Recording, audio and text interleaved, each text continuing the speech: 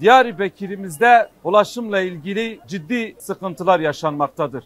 Özellikle şu an çekim yaptığım alanı da görüyorsunuz ki belki mesainin, kalabalığın en az olduğu dönemde bile trafikte ışıklar yok ve bazen öyle mesai bitimi saatlerinde buralar kilitlenmiş bir duruma geliyor. Akaryakıta yapılan zamlara bağlı olarak vatandaşlarımızın çoğu toplu ulaşım araçlarını kullanmaktadır. Ancak toplu ulaşım araçları ise bizim vatandaşımızın ihtiyacını karşılayacak düzeyde değildirler. İdarecilerin tespitlerine göre bile şu an Diyarbakır'da belediye halk otobüsleri yetersizdir. Belediye halk otobüslerinde ciddi yığılmalar var.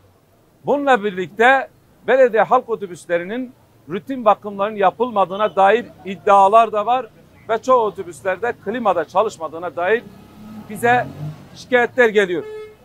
Birkaç gün sonra okul açılacak ve bu yığılmalar 2'ye katlanacaktır.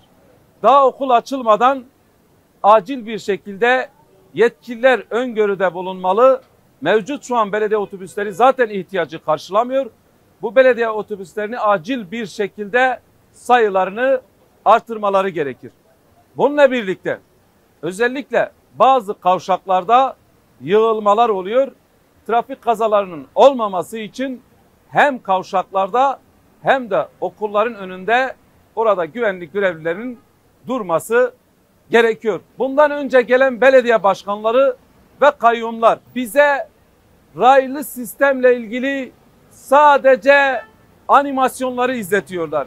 Biz diyoruz ki acil bir şekilde Diyarbakır'a gelecek olan bu raylı sistem aktifleştirilmelidir. Ve Diyarbakır'ın trafiği, Diyarbakır'ın bu ulaşım sorunu bitmeli. Halk rahat bir nefes almalıdır. Animasyon değil, gerçek bir şekilde tramvayların bu şehre getirilmesini istiyoruz.